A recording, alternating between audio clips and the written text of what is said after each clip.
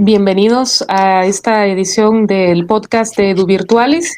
Nos volvemos a encontrar y en esta ocasión con una grata presencia. Desde Colombia nos acompaña el ingeniero Estela Hurtado Rodríguez del Colegio UNICAP, totalmente virtual. Eso es interesante porque precisamente es lo que vamos a tratar hoy. Nos interesa conocer cuáles son las experiencias que ellos han tenido y que nos cuente un poco sobre la historia, sobre estos retos que han enfrentado, sus perspectivas, cómo ha cambiado la educación de manera virtual y lo que aún falta por recorrer. Me acompaña mi buen amigo César Leandro Marín desde Costa Rica. Bienvenido a tu podcast acá en EduVirtualis. Bienvenido. Gracias, Cris. Gracias, Estela, por acompañarnos. La verdad que ya hacían falta estos espacios y creo que hoy con una invitada muy especial y que sé que vamos a compartir muchas anécdotas y experiencias que Estela nos va a contar de toda esa información y de todo ese conocimiento que maneja. Entonces, en una noche muy linda para compartir y aquí estamos. Claro. Bienvenida, Estela, desde Colombia. ¿En qué parte de Colombia te encuentras, Estela? Hola, Cristina, César, muchas gracias por la invitación. Estoy muy al centro del país, en un departamento que se llama Boyacá, en una ciudad fría pero amable que se llama Sogamoso. Estamos a 3 horitas de la capital de Colombia, a Bogotá. Y bueno, estamos en la cordillera, así que estamos a una altura importante y está haciendo mucho frío. Bueno, compartimos un poquito de clima. Creo que nos viene la brisa desde allá a Costa Rica y a El Salvador. Genial compartir el frío. Tres amigos amantes de la docencia y más de esta virtualidad. Eso es muy importante, tener estos espacios para poder compartir experiencias. Y por aquí queremos saber, porque tenemos mucha curiosidad. Hemos conocido las experiencias, por ejemplo, en el último congreso, excelentísimo congreso que UNICAP organizó, que en lo personal nunca había estado en un congreso tan bien organizado y tan bien estructurado. Eso es muy interesante, viniendo de una experiencia de 10 años, tengo entendido, en su segunda edición.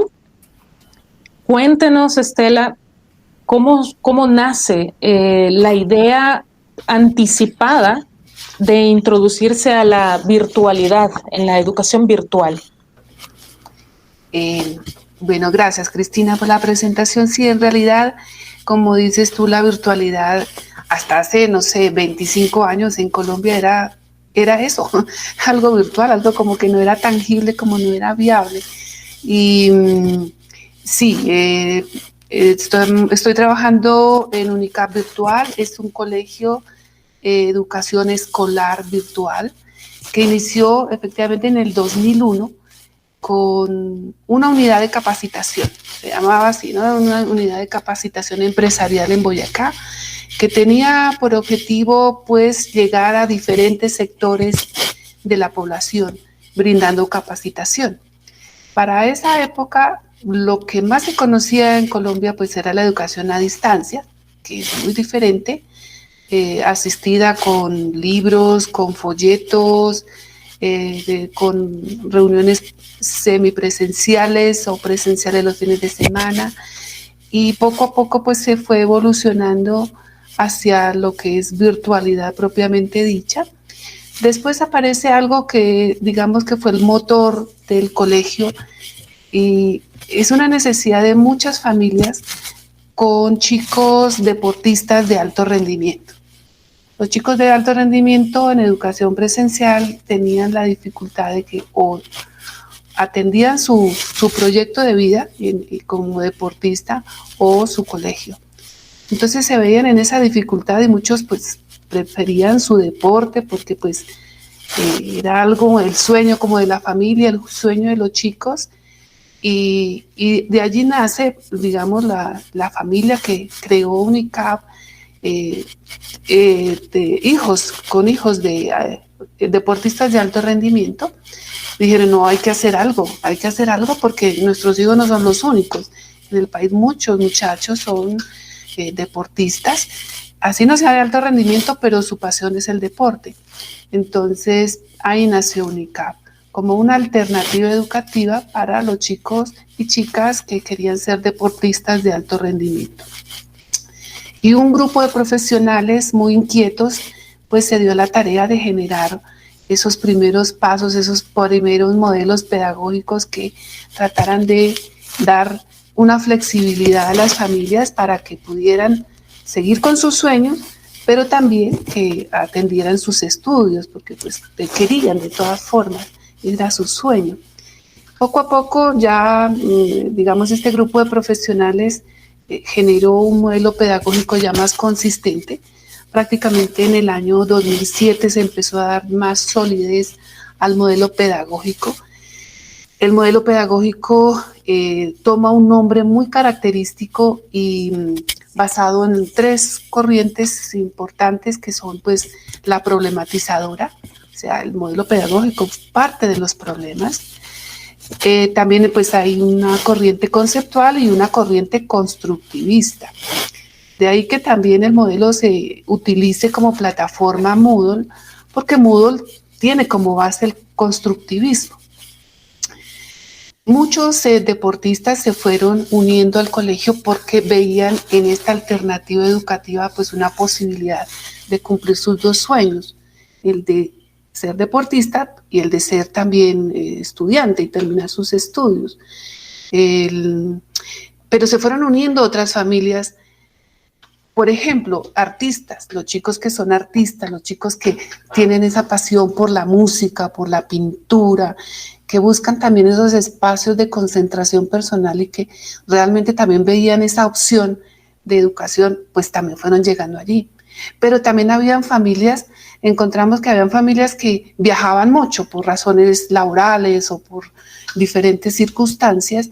Entonces, eso de estar una temporada en un país o en otro, en una región de Colombia o en otra, tampoco le da una estabilidad de educación a los chicos. Y pues bueno, decían, no, entonces esta es la alternativa que necesitamos. Entonces también se fueron uniendo estas familias. También se fueron uniendo familias que tenían algún tipo de problema de salud, ¿cierto? Que los chicos no, por alguna situación no podían salir de su casa, pero querían estudiar y la familia querían apoyar eso y encontraron en UNICAP también una alternativa educativa. Y el modelo pedagógico se fue consolidando, se fue haciendo más fuerte y en realidad hoy es UNICAP un referente de educación escolar virtual en Colombia. Sí, así. Qué interesante, porque recuerdo que cuando estábamos en la maestría con Cris y la aventura que teníamos de la educación virtual y nos agarró la pandemia en ese momento, entonces era como estar preparándonos ya en la cancha, porque por un lado estábamos en la maestría y por otro lado estábamos ya trabajando de manera virtual. Y en unas de esas tareas, de las muchas que nos dejaban en la maestría, pues yo empecé a buscar, indagar, tiene que haber un colegio virtual, y conseguí la dirección del colegio de ustedes, Estela, y fue muy curioso porque le escribí se me va el nombre de la señora. ¿Imelda? Sí, y le escribí a doña Imelda porque aparecía el correo, entonces le dije, mira, ya le conté un poquito lo que hacíamos, y ahí empezamos a hablar, y me conecta con Estela y empezamos a hablar y a conocer un poco más la propuesta, y curiosamente, porque fue básicamente por una tarea de la universidad de buscar información y consigo un colegio virtual que no era común, y yo digo, wow, en este momento todos estamos virtuales y hay gente que ya tiene mucha experiencia.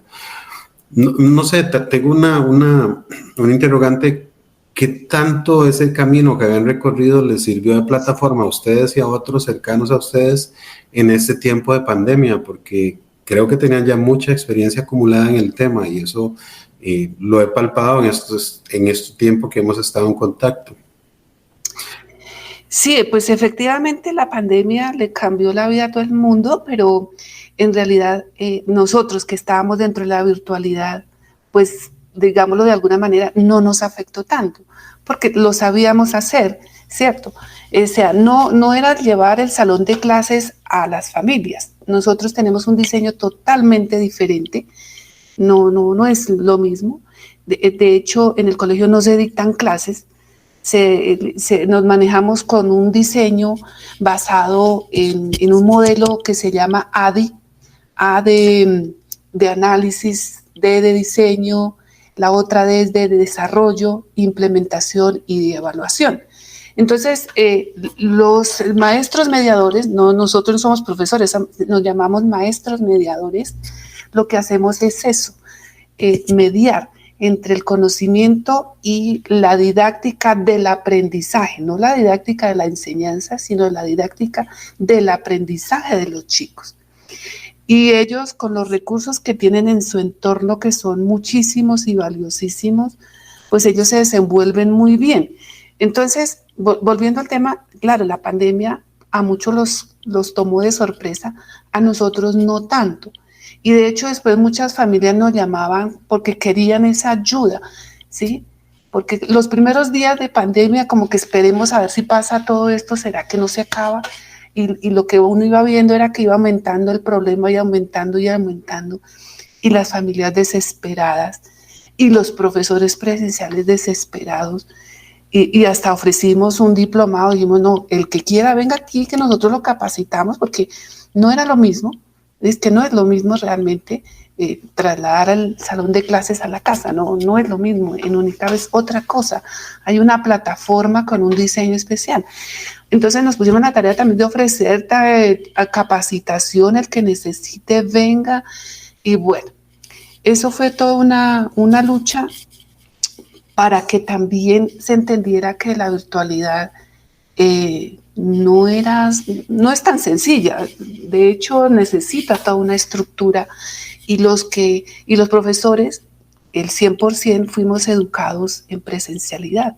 Entonces también como para que a un profesor se quite o nos quitemos ese rótulo allí, cambiemos la perspectiva y el enfoque, es un poco complicado. Entonces nosotros recibimos capacitación desde el primer momento para eso, para afrontar eso, y consideramos que lo hicimos con éxito y el colegio creció y nos hicimos más fuertes, nos preparamos mejor y con el segundo año de pandemia ya creo que estamos más preparados.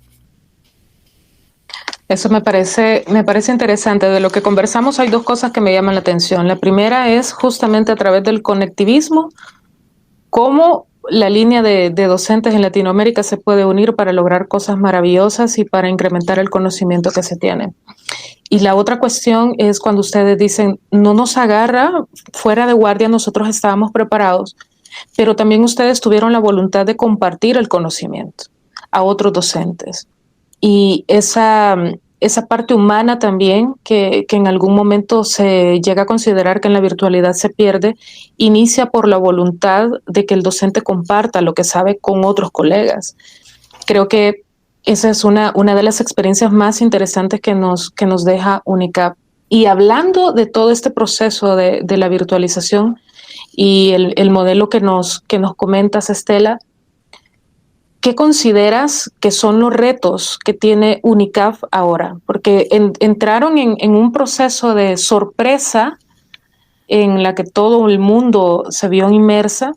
Tal vez no les agarra tan inesperadamente a ustedes o se anticiparon a lo que pudiera haber sucedido y ya tenían las herramientas listas. Pero, ¿cómo hacer esa unificación de los procesos sin que se entienda que el docente, por ejemplo, en la virtualidad, pareciera que hay dos polos? O todo es negro o todo es blanco, pero no hay medias tintas. O es virtualidad donde el docente está desaparecido y el estudiante no lo conoce. O por el contrario, aún se quiere implementar la presencialidad, pero en modalidad virtual. ¿Cómo encontrar ese balance y cuál es el secreto que hay detrás? Uno, para la permanencia de los estudiantes. Dos, para generar el interés en que se cree una cultura de conciencia del propio aprendizaje y esa autonomía. ¿Cómo lo han logrado ustedes? Bueno, no ha sido un camino fácil, Cristina, porque de todas formas la presencialidad pues viene de muchos años y bien, y han hecho un muy buen trabajo, y aquí digamos que la idea no es descalificar a nadie. al contrario. Digamos que al sentirnos como una alternativa educativa, entonces no peleamos con nadie, sencillamente somos una alternativa educativa, ¿ya? Habrá los que les gustaría seguir siendo en la presencialidad, lo pueden hacer bien, perfecto, pero hay otras personas que no pueden, entonces dicen, yo quisiera irme por este lado, y entonces está ahí UNICAP como una alternativa educativa. Y las alternativas son eso, solamente alternativas, y ninguna es mejor que la otra. Yo creo que en el fondo la vocación docente está ahí, y digamos que si así hubiéramos sido nosotros educados en la presencialidad, pero nuestra vocación nos dice, tratemos de llevar el conocimiento a muchas personas que no pueden ir a una presencialidad, hagámoslo y hagámoslo bien, que sea atractivo, que sea incluyente, que realmente haya contenidos modernos del mundo, pero que no olvidemos nuestra historia, que haya mucho análisis crítico, que contendamos que nuestro entorno mismo nos da las herramientas para hacer, digamos, análisis y entender por qué estamos como estamos. Entonces, digamos que en ese sentido, el reto siempre ha sido entregar un material, una plataforma diseñada muy bonita. O sea, ese ha sido el reto, y que nos estemos actualizando. Entonces, las directivas del colegio generaron un grupo de investigación, y el grupo de investigación entonces lo que hace es eso, investigar. Cada cosa que pasa en el colegio pasa por los investigadores, y todos discutimos, analizamos y miramos cómo mejoramos. O sea, llegar a la perfección, pues ojalá rico algún día, ¿no? Pero esto es solamente un proceso en esa espiral de la mejora continua, donde tú vas subiendo y vas subiendo, pero nunca terminas. Entonces, de eso se trata.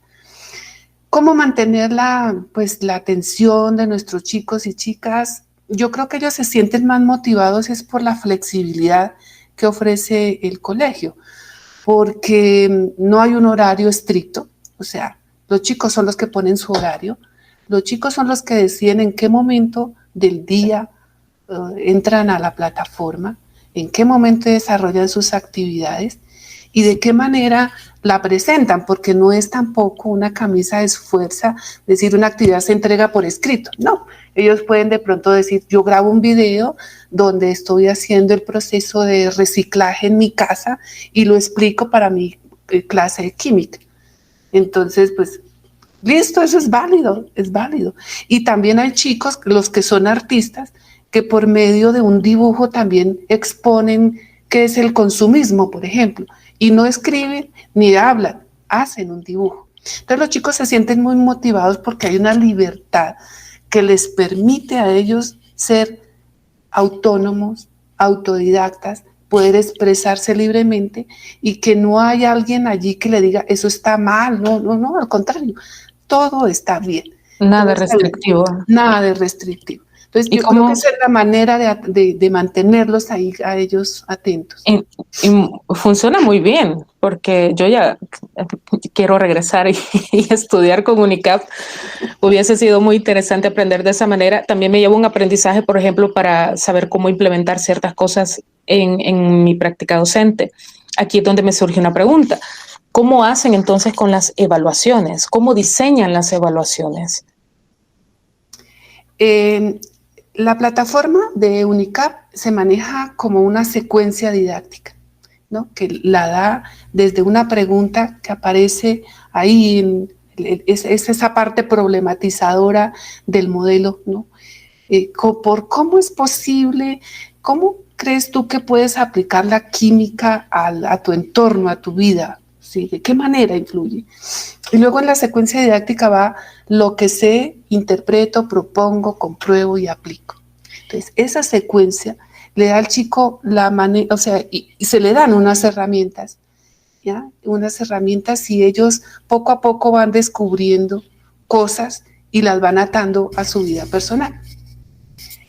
Y a la hora de presentar, pues ya una evaluación, existe en Moodle. Moodle es diseñado por mentes constructivistas, de esta corriente constructivista, y Moodle tiene un sinnúmero de formas de hacer evaluación muy buena, Pero también se le pide al chico que es decir, que él mismo exprese lo que aprendió de la manera que quiere. Entonces vuelve aquí a jugar el tema de la libertad de expresión.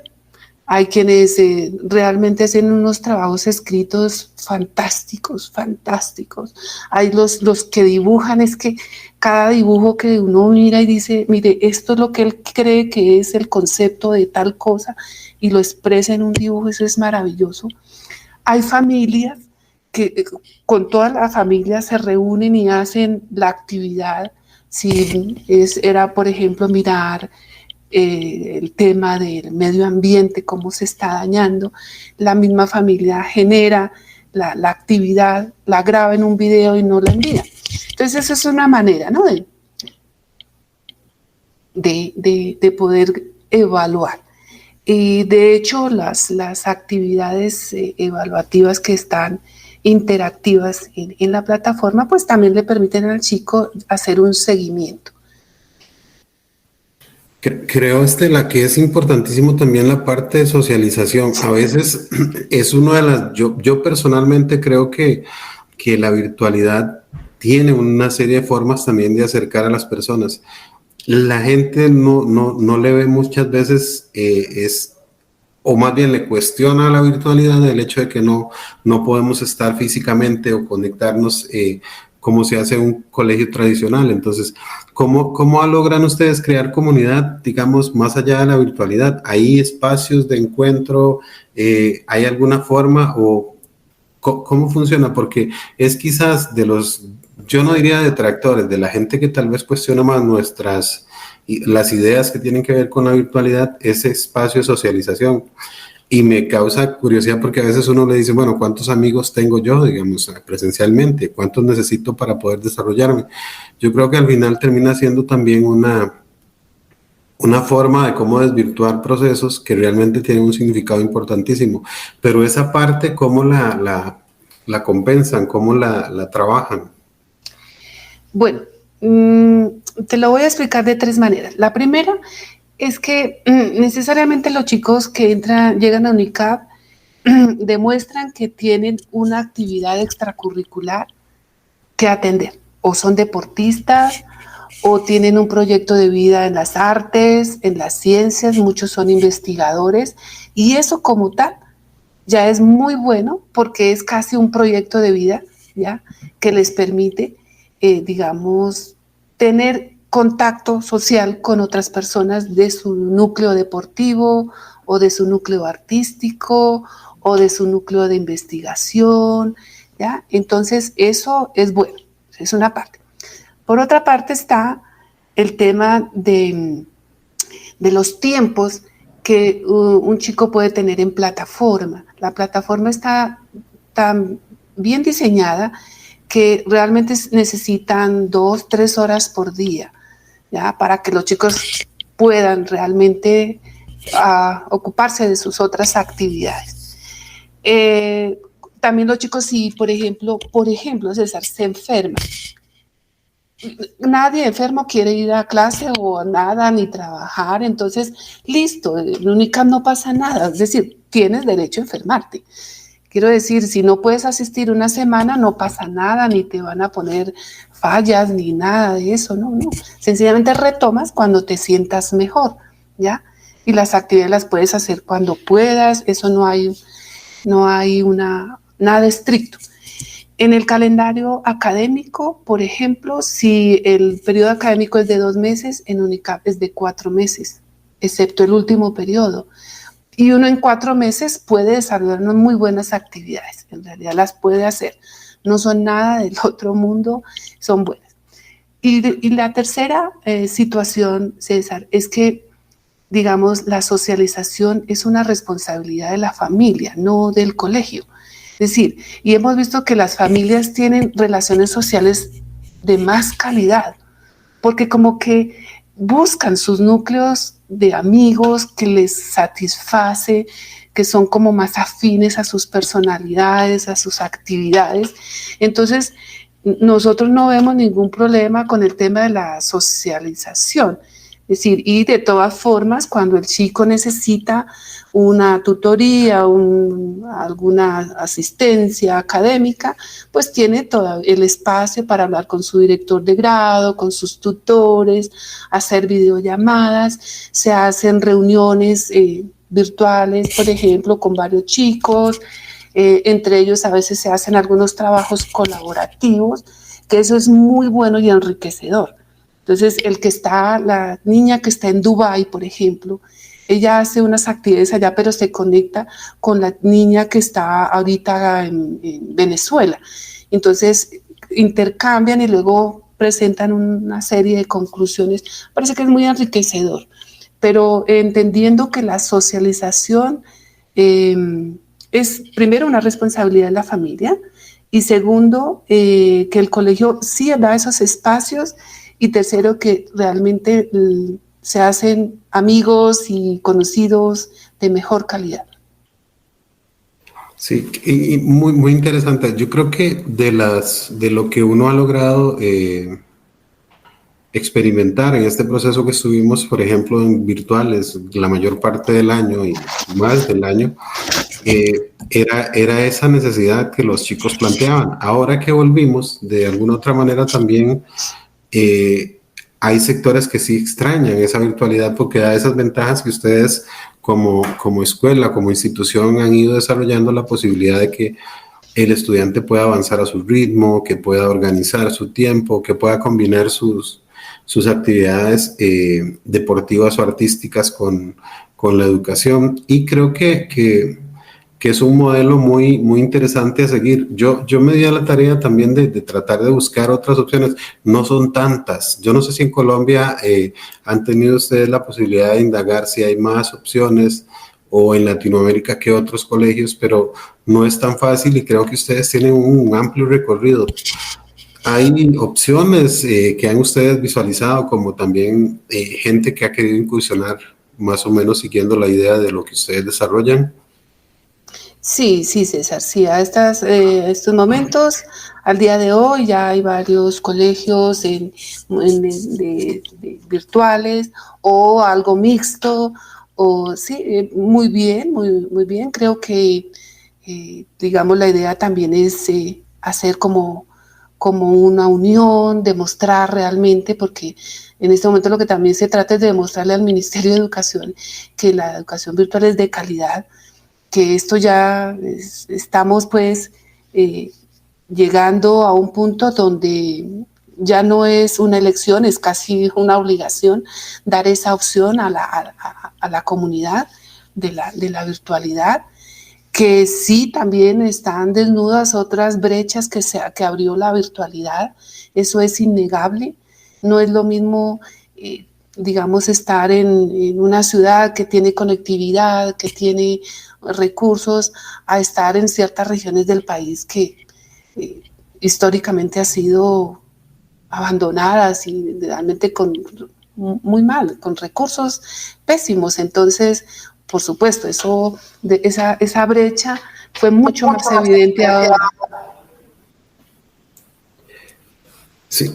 Cris se tuvo que desconectar por problemas de internet, pero la tengo aquí por speaker en llamada de WhatsApp. Entonces vamos a hacer ahí Listo, vale. la magia. ¿Cómo está el audio, Cris? ¿Nos escuchas? Sí. No sé si usted la tiene acceso y te escucha. Alcanzo a escuchar a Cristina, sí. Perfecto, Cris. ¿Ves? Esta es la magia de la virtualidad, que de repente hay mil maneras de conectarnos y creo que también a los estudiantes también pueden utilizar esos recursos. Hay muchas formas. Algo importante, Estela, que nosotros dentro de la propuesta lo que tratamos de buscar en opciones de virtualidad es la capacitación a los docentes. El congreso que ustedes realizan me parece una propuesta de investigación y de capacitación muy importante, no solo para ustedes, sino que ya han trascendido. ¿Dónde surge la idea del congreso y qué frutos les ha dado como UNICAP ya a este segundo año que han realizado este congreso? Bueno, a raíz de la creación del grupo de investigación, que realmente fue un sueño de nuestra rectora, La ingeniera Imelda es una mujer muy inquieta, supremamente inquieta, y siempre le gusta ir un poquito más adelante, más, y nos motiva muchísimo.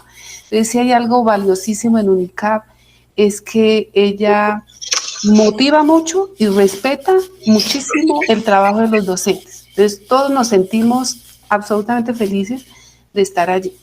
Y el tema de la investigación, pues, digamos que el grupo es multidisciplinario, están los pedagogos, están los licenciados, los ingenieros, y eso enriquece muchísimo, muchísimo, porque son puntos de vista, diferentes puntos de vista y todos complementarios. Y si igual hubiese alguna discrepancia, pues igual se discuten y se mira de qué manera pues se llega como a algún tipo de consenso. Entonces, el doctor Juan Sebastián Suárez, él es un hombre supremamente inquieto, muy inteligente, y él junto con otros profesionales de UNICAP fueron los que crearon el modelo pedagógico y lo fueron puliendo poco a poco, y con la investigación se van puliendo también esos mismos procesos. Y hace 3 años también nos pusimos una tarea, y es documentar todo lo que se haga en UNICAP, y eso es valiosísimo. Eso es una de las principales razones de la investigación, en la documentación. Y fruto del primer congreso salió el primer libro. No, perdón, previo al congreso ya teníamos escrito un libro que se llama El fundamento teórico del ecosistema UNICAP virtual, porque todo parte de una teoría, de dónde sale todo esto, y había que documentarlo. Entonces se llama así, fundamento teórico del ecosistema, porque digamos que la virtualidad no es algo frío, hay seres humanos atrás de todo esto, y somos seres humanos que trabajamos con seres humanos para seres humanos, ¿ya? Entonces, por eso el título de ecosistema. Entonces, así se llama, Fundamento Teórico del Ecosistema UNICAP Virtual. Ese fue el primer libro, y para darle la socialización, porque en eso sí somos claros, nos gusta socializar lo que hacemos. Porque si bien a alguien le interesa, entonces alguien va a aprender, y también nos permite a nosotros aprender. Entonces, el Congreso nació para la socialización del primer libro, producto de investigación de UNICAP. Fueron más o menos unas 1.500 horas de trabajo para ese libro, pero valió la pena. No, de ahí, ese ya es como el documento base para hacer otras investigaciones, ¿no? Porque se toma como referente teórico de otras investigaciones. Entonces, ya para este segundo congreso, los profesores, todos los maestros mediadores, se pusieron en la tarea de investigar cada uno de sus áreas en las cuales está trabajando. Entonces, en UNICAP está el pensamiento bioético, el pensamiento humanístico, el pensamiento social, el pensamiento numérico y el pensamiento tecnológico. Entonces, cada pensamiento reúne varias áreas, ¿ya? Los docentes se dieron la tarea de buscar esas bases de esas áreas. ¿Por qué se llama pensamiento? ¿Por qué? ¿Cuál es la razón de ser? ¿Cuál es el lema del pensamiento? ¿Cuáles son sus objetivos? ¿Cuál es el estado del arte? Porque nos tocó estudiar bastante al tema, y eso fue motivo para el segundo congreso. Queríamos socializar de dónde sale la cultura de los pensamientos en UNICAP. Y queríamos escuchar a los docentes, porque queríamos hacer un tributo a los docentes del mundo que en medio de esta circunstancia hicieron, por vocación y amor a la profesión, bellezas a pesar de todo, ¿ya? Que uno es mejor que otro, sí, pero pues es que así somos los humanos, todos somos diferentes, ¿ya? Y eso también dependía de los recursos, pero era un homenaje también a los docentes del mundo por esa maravillosa labor en este tiempo de pandemia. Pues hablando precisamente sobre este congreso, Estela, que bueno, además de unir comunidad docente, es una comunidad educativa muy amplia la que ustedes tienen, y también se ve mucho la vinculación de la familia, que algo que no se nos puede escapar y que parte del éxito de los procesos educativos radica en que todas sus aristas estén conjuntadas, que todos comprendan la razón de ser de la educación. ¿Y cuál es, en el caso de UNICAP, la vinculación que ustedes tienen con los familiares? Nace precisamente, según escuchaba al inicio, por un grupo de familias de estos jóvenes deportistas o de estos niños deportistas. Pero ¿qué tan importante es la familia en un ecosistema virtual? Pues es la razón de ser del sistema, del ecosistema, porque la educación, desde que nació, desde todos los tiempos atrás, pues está en la familia. La familia es ese primer núcleo que educa. Que después se haya masificado pues el tema de la revolución industrial y que volvieron industrial la educación también, entonces el tema cambió, pero en realidad la familia siempre ha sido el nicho ecológico para la educación, ¿cierto? Entonces eso es incambiable, imborrable. Cuando en educación virtual, digamos, bien detrás de la pantalla y que las personas de la familia no andan por ahí, eso no es así. Digamos que uno de los principales compromisos que adquiere la familia es acompañar a los chicos. No es hacerles la tarea, es acompañarlos en el amor, en el tiempo, en la comprensión, ¿cierto? Acompañar a los chicos y, digamos, aprovechar los recursos que tengan en su casa o en su comunidad para poder desarrollar conocimiento a partir de unas bases que les da el colegio. Entonces, la familia juega un papel fundamental, absolutamente fundamental. De hecho, el otro 50% del Congreso es para dar justamente, es el escenario para las familias. Entonces, en la segunda parte de los congresos siempre hay participación, el encuentro de la familia, los conversatorios con las familias. Están también, hay padres de familia con proyectos de vida exitosos que quieren compartirlo, ¿cierto? Los deportistas quieren mostrar pues sus habilidades, los artistas también. Y eso solamente se logra porque hay un apoyo de la familia, ¿ya? Entonces, generalmente las familias también tienen sus métodos de aprender. Entonces, el que comparte uno por allá le sirve al otro. Y en el Congreso hace poco también una familia habló de sus técnicas de estudio. Todos quedamos admirados, pues, supremamente fascinados. Entonces, es una manera también de aprender. Las familias siempre tienen mucho que enseñarnos a nosotros. Y de hecho, pues también son como los filtros allí entre el chico y nosotros para decir, porque como esto es un proceso de mejora continua, entonces ellos también nos dicen, nos gustaría tal cosa, ¿por qué no harían tal otra? En fin, entonces todas esas opiniones de la familia son muy importantes.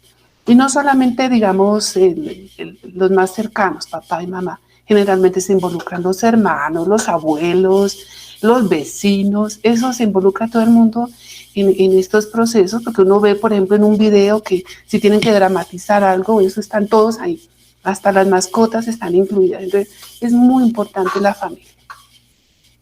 Así se disfruta más la educación, inclusive, porque se comparte lo que se va aprendiendo.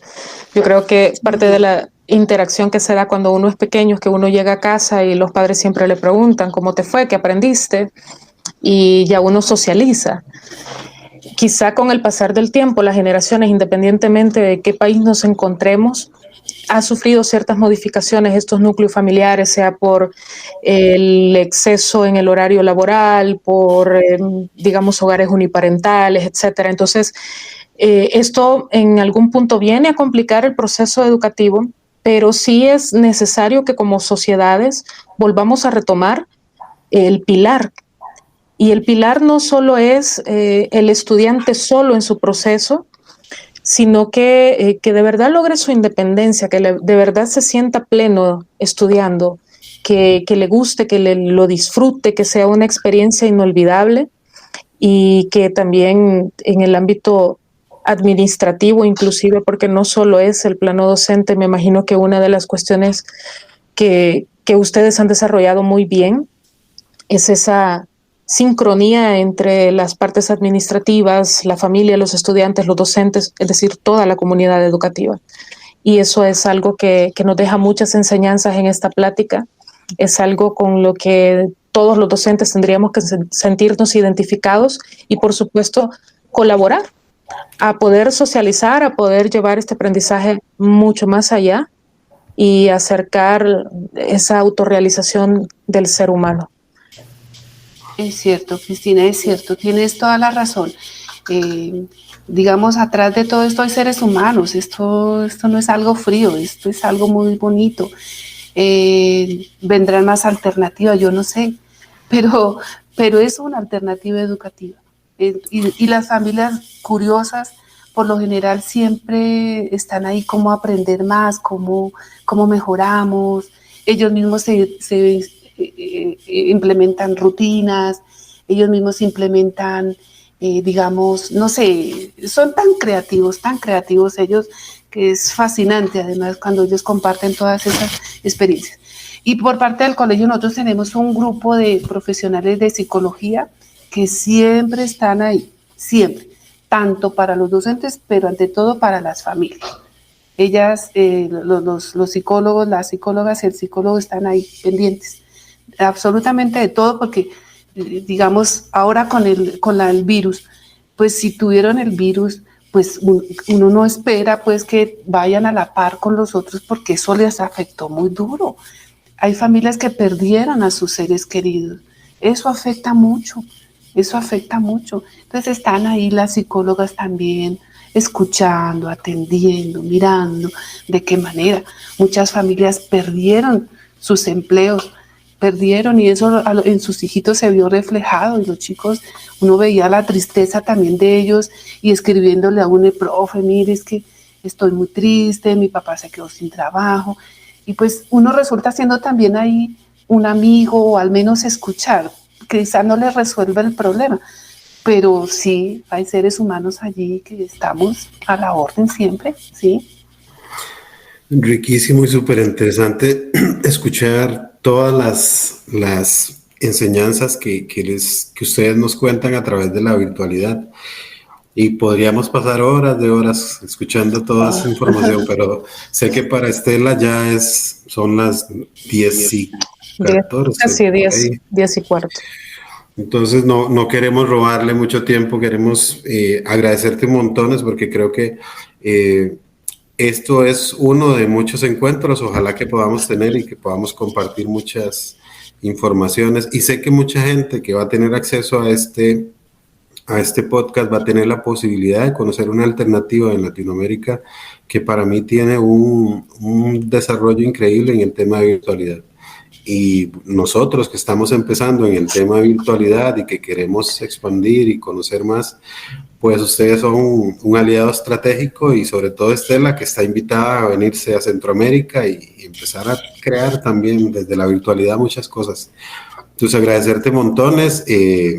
Costa Rica, El Salvador y Colombia unidos en este momento a través de la virtualidad. Eso nos dice que las barreras están en la mente, que ahorita las barreras ya no nos separan, sino que tenemos que buscar esos encuentros. Yo personalmente encantadísimo, y sé que Cris también, de escuchar todo lo que están haciendo. Y sé que mucha gente que va a escuchar esta bella plática, pues va a tener muchas inquietudes y posiblemente van a empezar a indagar más de UNICAP y conocer más. Entonces agradecerte montones por el espacio, por sacrificar un ratito de sueño también, que estamos grabando tarde, pero felices de haber compartido. Y realmente yo me siento un privilegiado por haber conocido la institución de ustedes, por conocer a Estela, que ha sido realmente una persona que inspira mucho en el tema de educación virtual y que realmente deja la sensación de decir, podemos seguir creciendo y podemos seguir mejorando, y sé que Cris piensa igual que mí. Totalmente. En este momento estamos diciendo, wow, sí se pueden hacer miles de cosas. Y eso que digo, las barreras las tenemos a veces, muchas veces en la mente, pero ya no tenemos tanta distancia.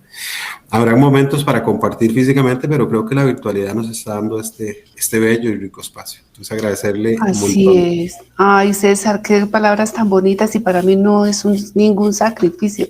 Para mí es un placer, es un gustazo pues estar contigo, con Cristina, porque esa idea de ustedes es tan fantástica, y yo creo que hay dos cosas importantes. Una es esa pasión que se siente, ¿no?, cuando uno emprende este tipo de proyectos, porque cuando a uno le gusta, uno hace lo que sea, ¿sí? Y lo segundo es que en realidad el conocimiento es también para compartirlo. En eso estoy totalmente de acuerdo con ustedes. Esto no es, digamos, si uno quiere trascender en la vida, aunque sea que sea por ese poquito que uno comparta de verdad, ¿ya? Y eso es bonito. Eso es un ejemplo bueno también para nuestros chicos, saber que se comparten cosas, porque el mundo depende de eso también, de compartir estas experiencias buenas. Pues muchas gracias. Gracias a ambos por acompañarnos en esta jornada interesante, para que todos ustedes también sientan esa motivación que nosotros sentimos en este momento. Es un amor por la educación que va mucho más allá de cualquier frontera y mucho más allá de cualquier problema. Chicos, si usted estudia, empodérese. Usted puede cambiar su realidad, puede cambiar la realidad de su entorno. No importa la edad que usted tenga, sepa que todo lo que usted aprende hoy tiene que estar al servicio de la sociedad. La recompensa será muy grande. Familias, involúcrense, a pesar de que pueda parecer pesado, a pesar de que de pronto no conozcan cómo se hace un proceso. Habemos muchas personas, sabemos muchos docentes que estamos ahí para usted, para apoyarle, independientemente del nivel de su hijo. Queremos un mejor futuro para toda nuestra Latinoamérica y para el mundo. Gracias, César. Estela, encantadísima porque nos has acompañado y porque nos has compartido tus experiencias. Un saludo fraterno a todo el personal de UNICAP, a toda su comunidad educativa. Quedamos igualmente dispuestos a seguir hermanados y, como decimos, con EduVirtualis, Educación sin Fronteras. Excelente, muchas gracias, mil y mil gracias.